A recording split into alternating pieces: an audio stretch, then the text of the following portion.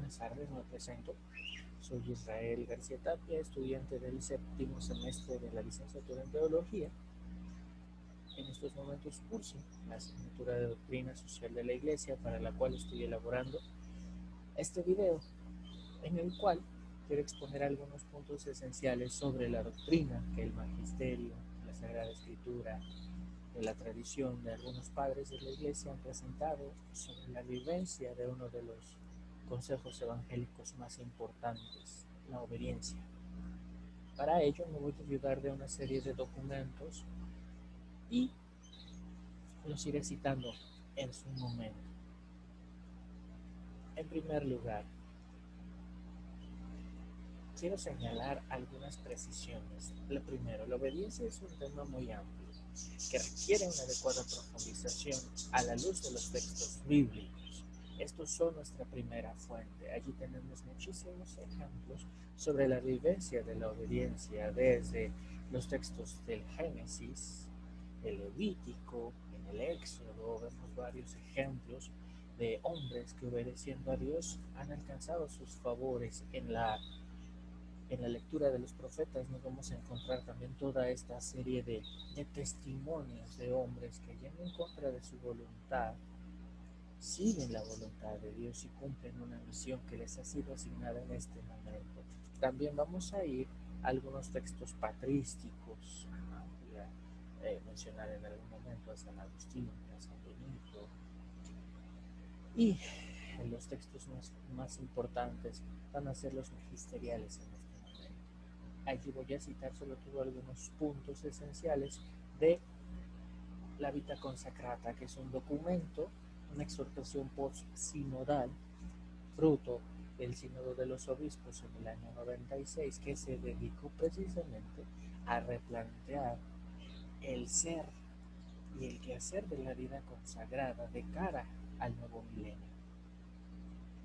Dicho todo esto, quiero recoger en esta presentación parte de lo que es la esencia de esta virtud, que no podríamos agotarla, según un modelo propuesto por el mismo Jesucristo, donde en su vida, en su doctrina y sobre todo en los frutos que este misterio insondable de la encarnación, vida, pasión, muerte y resurrección de nuestro Señor ha dejado como sello para cada uno de nosotros. Muy bien, quiero plantearme un problema. ¿Es la obediencia una virtud capaz de llevarnos a la santidad? Sí, porque ¿cómo?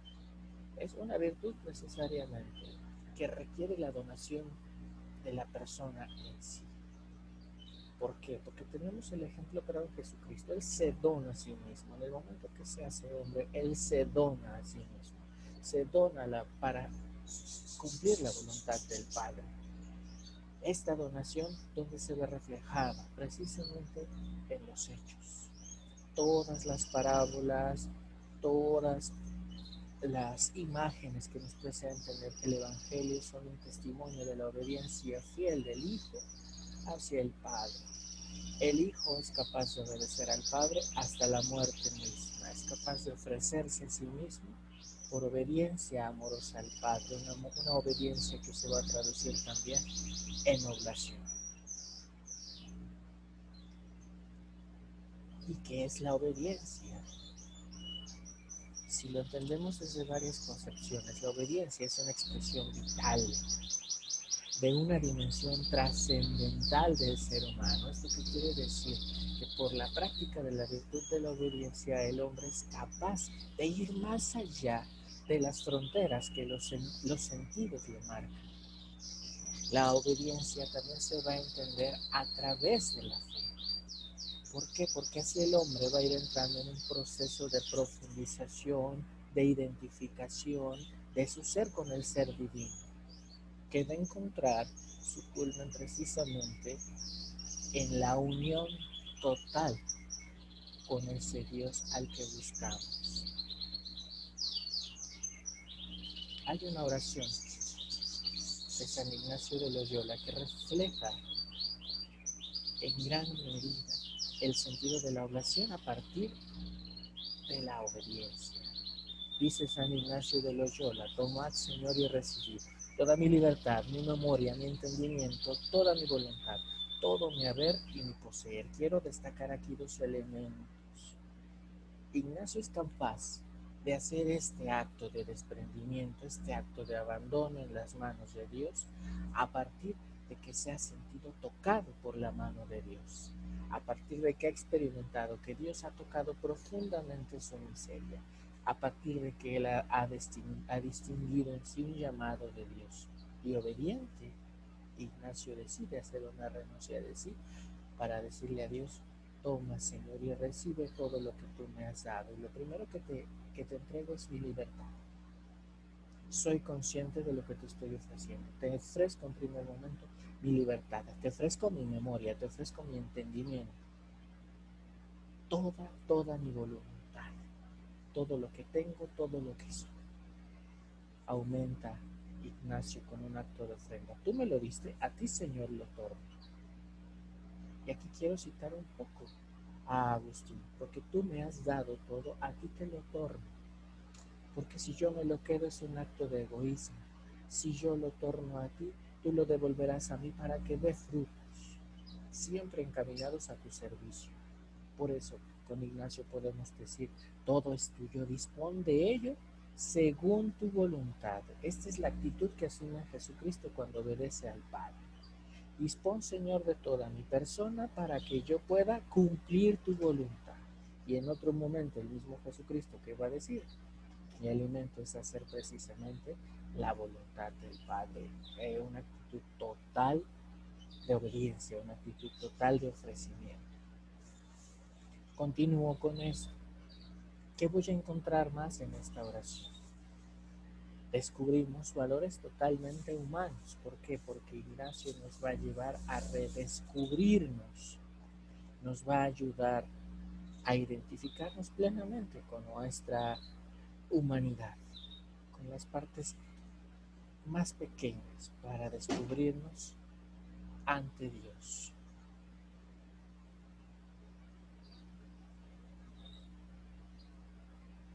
¿Cuál es el contexto bíblico de la Sagrada Escritura? Es un contexto muy amplio. Al inicio mencioné algunos ejemplos del Pentateuco.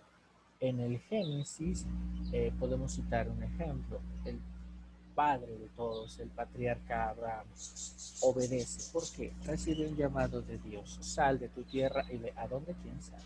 Abraham, ¿qué hace? Sale de su tierra y se encamina. ¿A dónde? A donde Dios le va a ir señalando.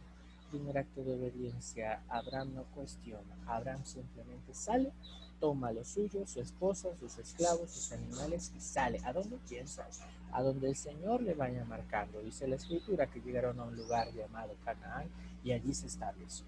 Abraham obedeció. Otro momento de la vida de Abraham: sacrifícame a tu único hijo. Abraham obedece y está dispuesto a entregar lo más valioso que tiene, hasta que Dios manda al ángel a que le detenga la mano. ¿Sí? Porque Dios se ha dado cuenta que Abraham verdaderamente ha obedecido.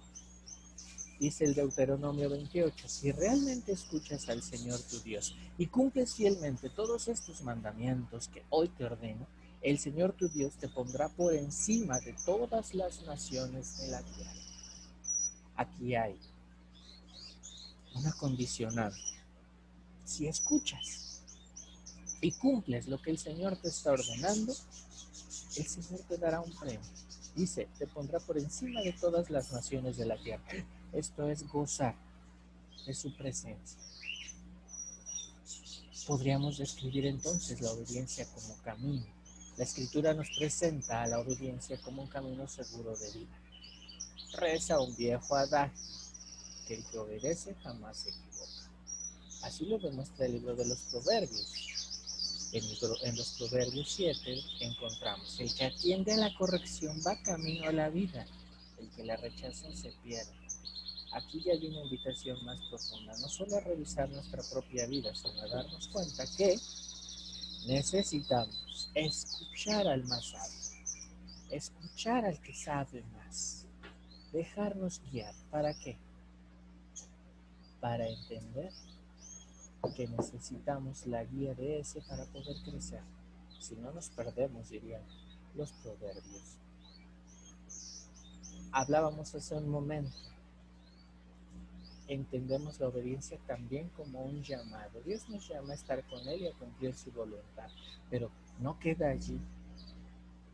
La obediencia también nos lleva a cumplir una misión. Esta la vamos a encontrar precisamente en el envío. Encontramos una invitación constante al testimonio, es decir, a demostrar con hechos y si es necesario con las palabras, como cita Francisco de Asís y ahora muy recientemente el Papa Francisco en la Evangelii Gaudium y en otros documentos, que la mayor proclamación que se puede hacer del Evangelio es precisamente con los actos y si es muy necesario con las palabras, pero lo más importante son nuestras actitudes. Dice el Evangelio de Juan: no me escogieron ustedes a mí, sino que yo los escogí a ustedes y los comisioné para que vayan y den frutos, un fruto que perdure, y así el Padre les dará todo lo que pidan en mi nombre. Rasgo fundamental. Reflexionemos un segundo aquí. No me escogieron ustedes, yo los escogí. Y aquí lo interesante, y los comisioné, es decir, los envié, les di la facultad para que ustedes vayan y den fruto, y un fruto que perdure, es decir, un testimonio que valga la pena. Así el Padre les dará todo lo que pidan en mi nombre. Si no somos campanas que resuenan y resuenan, pero jamás viven. Decimos que hay un camino, pero también hay un camino a la perseverancia. La obediencia es una senda segura para permanecer firmes ante la adversidad, progresando en las duras faenas, para así poder dar fruto, como dice el apóstol. Por lo tanto, mis queridos hermanos, diría el apóstol Pablo a los Corintios, manténganse firmes e inconmovibles, progresando siempre en la obra del Señor, conscientes de que su trabajo en el Señor no es en vano. Este trabajo recibirá un premio y un premio abundante. ¿Cómo podríamos entender desde toda esta óptica de la Sagrada Escritura la obediencia cristiana? El primer testimonio, ya lo mencionábamos, lo tenemos en el mismo Jesucristo. Hay un primer momento, el fiat del verbo. El Padre decide enviar a su verbo para que se encarne, para que asuma nuestra naturaleza y de esta forma poder redimir a la naturaleza que estaba herida por el pecado. ¿Cómo lo va a hacer? Encarnándose. El verbo obedece al Padre y toma carne en María. Primer testimonio. Segundo testimonio de obediencia, este verbo de Dios que se ha hecho hombre se somete a una familia, se somete a un pueblo, se somete a una ley. Es obediente, cumple la ley y aún más la planifica. Por el bautismo hemos muerto con Cristo, hemos sido sepultados con Él y hemos resucitado a una vida nueva. Sabemos que nuestra condición pecadora ha sido crucificada con Él para que se anule la condición pecadora y no sigamos siendo esclavos, sino hombres libres. Entonces la obediencia cristiana radica en el bautismo, porque ahí es donde recibimos la primera llamada a ser hijos. Por él que todo bautizado queda consagrado a la obediencia. Somos consagrados como sacerdotes, profetas y reyes. Esto lo sabemos muy bien.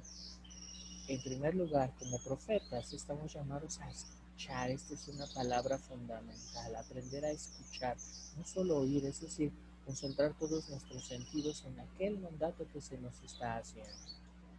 Ajá.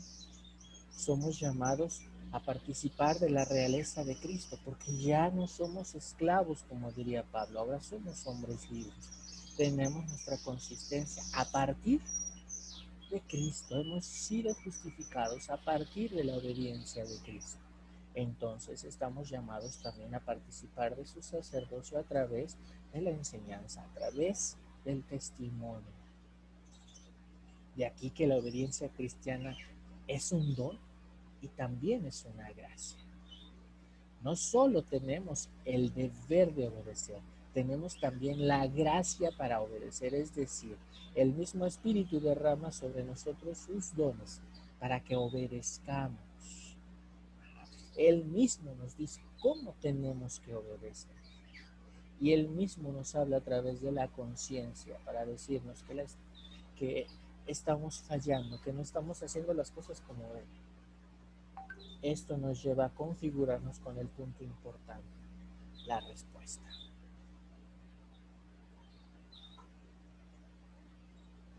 Hay algunas dimensiones de la obediencia. La primera dimensión, sabemos que recibimos a Cristo como don de Dios. El segundo momento, lo recibimos como modelo a imitar en nuestra vida.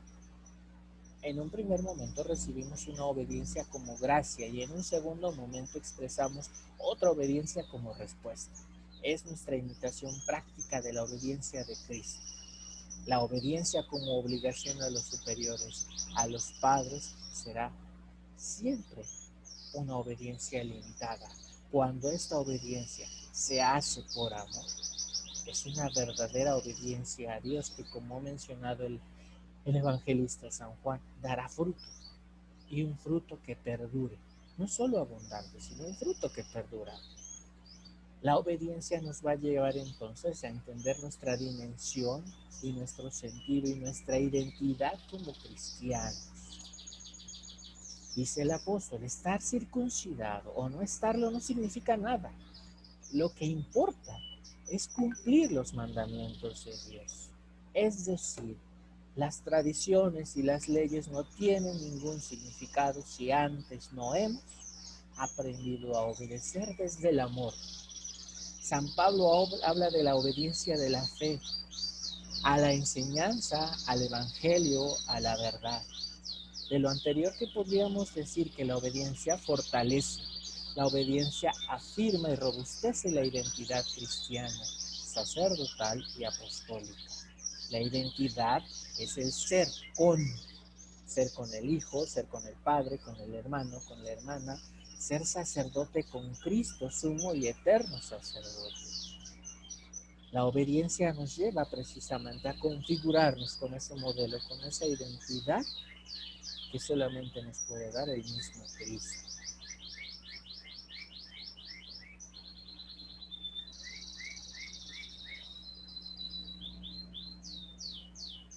Aquí quiero tocar un otro elemento. ¿Qué hacer cuando la obediencia de un superior se opone a la obediencia a Dios? Tenemos que entrar en la dinámica del discernimiento. El que a ustedes escucha, a mí me escucha. El que a ustedes desprecia, a mí me desprecia. Y quien a mí me desprecia, desprecia el que me envió. La voluntad de Dios ha quedado manifiesta en Cristo Jesús, palabra de Dios hecha carne. La obediencia espiritual a Dios no impide la obediencia a la autoridad visible e institucional. Al contrario, lo renueva, refuerza y vivifica hasta el punto que la obediencia a los hombres se convierte en un criterio para juzgar si hay auténtica obediencia a Dios. Dice el magisterio y lo dice muy claro: quien obedece a las autoridades eclesiásticas obedece a Dios. Quien no está con Pedro está en su contra. Tocando un punto claro en los institutos religiosos, muchas veces nos inclinamos a pensar que el obedecer a nuestros superiores va en contra de la voluntad de Dios, porque precisamente no se adapta a lo que yo quiero. A lo mejor mi superior me está pidiendo que no use el celular, pero yo ya me acomodé a ese estilo de vida. Entonces, ¿qué hago? Me rebelo y digo que él no tiene por qué meterse en eso. O mi superior me está diciendo, necesito que busques un buen director espiritual. No me está imponiendo a X o a Y, simplemente me está pidiendo que busque un buen director espiritual, porque considera que mi salud espiritual está fallando. pero mi individualismo es más grande y le digo que no se me dé. Estoy faltando entonces a la obediencia, no solo a Dios, no solo a mi superior, sino también a Dios, porque mi superior me está pidiendo algo que va a favor de mi salud humana y espiritual, pero yo no lo estoy considerando ahí, estoy imponiendo más los criterios humanos que el verdadero sentido de la obediencia. Entonces, ¿cómo se logra entender la obediencia a Dios? San Pablo nos dice, porque es Dios quien según sus designios produce en ustedes los buenos deseos y quien les ayuda a llevarlos a cabo. Nos queda claro, es Dios quien toma la iniciativa, se siente en el corazón el relampagueo de la voluntad de Dios. Se trata de una emoción, de una inspiración que solo la puede producir el Espíritu. Suele nacer de una palabra de Dios, escuchada o leída en algún momento de oración. Rasgo importante aquí, porque es Dios quien produce los buenos deseos. Y quiero hacer míos algunos pensamientos de los padres orientales, que es Dios quien nos lleva por el buen camino, pero es el diablo, dicen los padres orientales, Pacomo, quien nos distrae, quien perturba nuestro entendimiento para pensar que nuestro obrar es correcto cuando en realidad está haciendo daño a segundos y terceros. La doctrina social de la Iglesia nos habla de un principio muy importante, el principio de autoridad. Tiene su fundamento en la naturaleza humana, por cuanto a la sociedad surge de un ser social que es el hombre. La sociedad necesita de autoridad. Todos necesitamos de autoridad, pero también reza un adagio: el que manda sabe primero obedecer. En último término, la autoridad exigida por el orden moral deriva de Dios, autor de la naturaleza social del hombre. Cristo lo recuerda a Pilato en el capítulo 19, precisamente en el juicio de Cristo. No tendrías ninguna autoridad sobre mí si no te hubiese sido dada de lo alto. La autoridad es una delegación que el que la ejerce la ha recibido de parte de alguien más grande y tiene que ser consciente de esta parte. Si es un superior, si es un director, si es un padre de familia, tiene que ser muy consciente de que la autoridad, el don de mando, le ha sido delegado. No es algo que esté en su naturaleza, no, es algo que le ha sido dado. De aquí que este sea el origen del fundamento trascendente a la autoridad pública, pero también implica responsabilidad. Y la responsabilidad implica también buscar el bien del otro antes que los caprichos propios, ya que la autoridad debe ejercerse como una respuesta al orden que Dios establece, una respuesta de amor a Dios que se ve en los hermanos.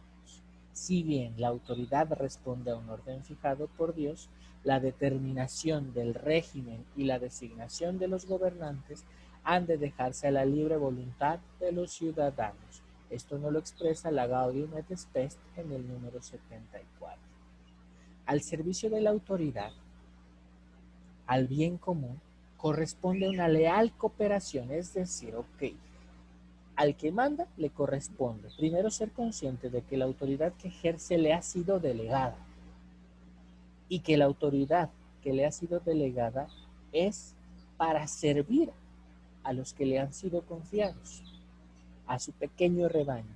La autoridad que le ha sido delegada es una autoridad pastoral que se le ha dado para guiar al pequeño rebaño que le ha sido encomendado, para servirlo, para cuidarlo, para protegerlo.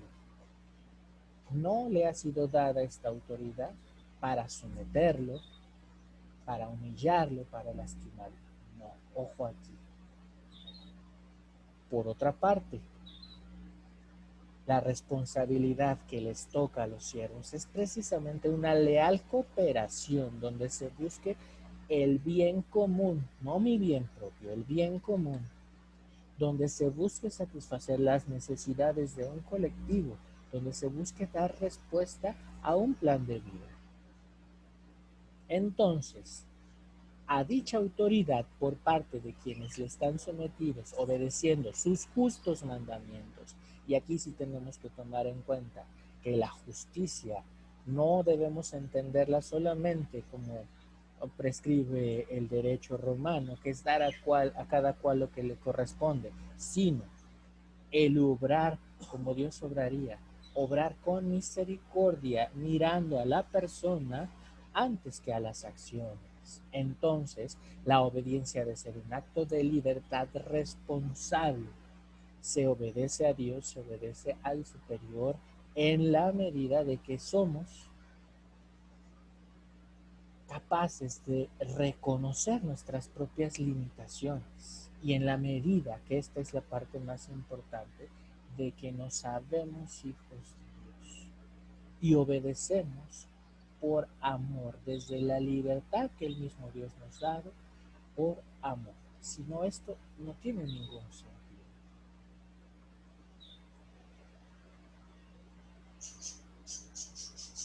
De aquí que la exhortación apostólica Vita Consacrata haga dos precisiones que me ha parecido importantes considerar para cerrar esta reflexión. Primero, la obediencia practicada a imitación de Cristo, cuyo alimento era hacer la voluntad del Padre, como lo refleja el capítulo 4 en el verso 34 del Evangelio de Juan, manifiesta la belleza liberadora de una dependencia filial, no servil. Aquí está el punto trascendente, una dependencia filial y no servil, rica de sentido, de responsabilidad y animada por la confianza recíproca, que es reflejo en la historia de la amorosa correspondencia propia de las tres divinas personas.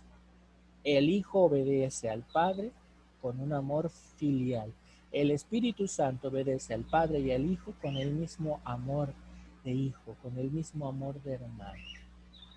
Por tanto, la vida consagrada está llamada a profundizar continuamente el don de los consejos evangélicos con un amor cada vez más sincero e intenso en dimensión trinitaria. Amor a Cristo que llama a su intimidad, al Espíritu Santo que dispone el ánimo a acoger sus inspiraciones, al Padre, origen primero y fin supremo de la vida consagrada.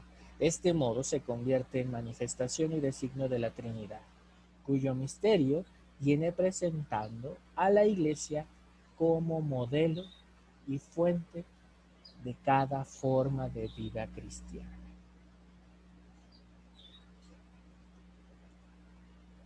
Esta es la reflexión que quiero hacer en torno a este tema que es abundantísimo y en el cual voy a seguir trabajando, voy a seguir citando a más padres, buscando más información para hacer algo más profundo, más amplio que pueda compartir.